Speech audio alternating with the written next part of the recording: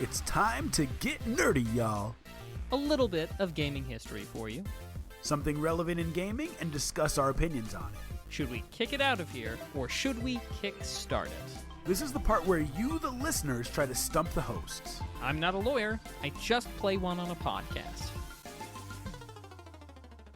Hello and welcome everybody to a special episode of Two Nerds in a Pod. As I'm sure you could see by the runtime, it's a little short, and that's because Lom couldn't make it today. But I didn't want you to have nothing for your feeds this week, so until we get together next week, just wanted to throw one little thing out there that I thought was interesting that had happened very recently, and that is the rise of a video game union. But one that isn't tied to a specific workplace, and that is open for anybody in the game industry to join.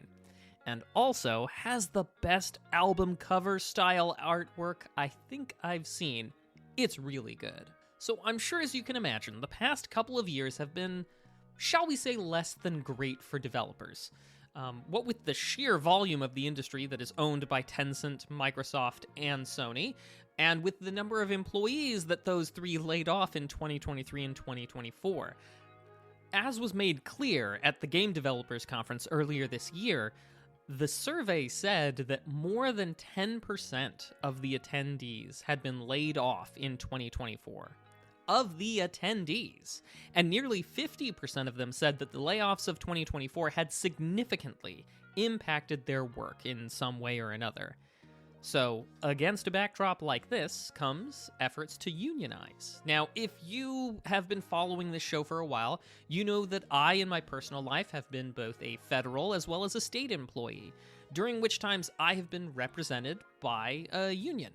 Now, I never really had occasion to make use of many of the things that you would think about when considering what a union does. Maybe protecting my paycheck during a closure, or protect me from some type of retaliation, or things like that. But I do absolutely have an appreciation for what they have done for my fellow coworkers, and most importantly, how their collective bargaining got me more money in my paycheck and got me better working conditions.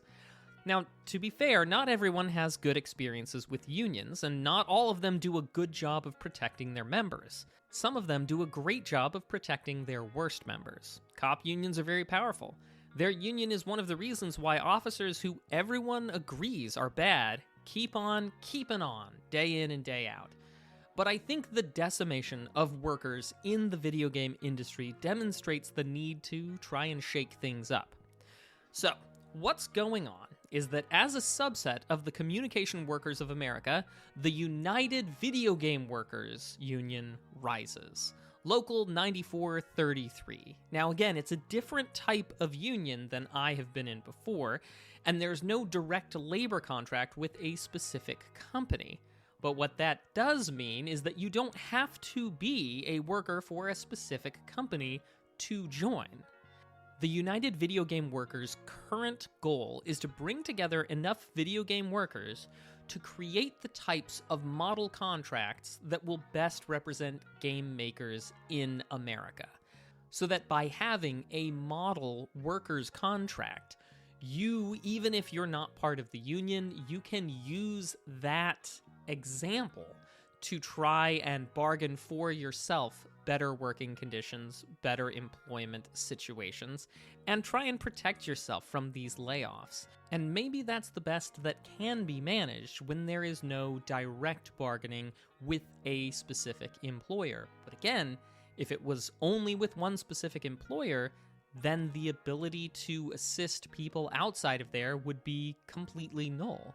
So instead, this direct join method, where anybody who is in the game industry at basically any level can participate. Now, is this plan perfect? Absolutely not. But perfection can't be the only thing going on. I mean, asking every video game to be Breath of the Wild, arguably gaming perfection, would just mean that we only get one video game. Perfection is a direction, not a destination. And if you only keep doing what you've done, you'll only get what you've already got. And what we got was losing more than 10% of the game developers last year. Maybe this is a moot point because you aren't in the video game industry. But you know what? All of us should try and make the industry that creates the things we love a better place for those who are working in it. Maybe that's just by being a kinder person when you're on support with people, or being kinder when you're using those contact pages. And maybe, just maybe, it's by supporting or joining a cause for better working conditions, better contracts for video game makers. Less crunch time, better payouts, and hopefully some protection from layoffs when Microsoft decides to buy your company and promises that they would never lay anybody off. Anyway, all that is to say, only time will tell whether the United Videogame Workers is successful. But I can say that it is encouraging to see people trying something to make the world a little bit of a better place. And at the end of the day, that's what we are all hoping for here on Two Nerds in a Pod, and hopefully in all our communities. Thank you so much for listening. I hope that you've enjoyed this little bit. We will be coming back to you next week on Monday, 7 p.m. Pacific, 9 p.m. Central, when we will live stream our recording on twitch.tv/2nerdsinapod. And of course, the podcast will go up on usually Wednesday mornings. So until we see you next week, remember to be excellent to each other and keep it nerdy. Bye.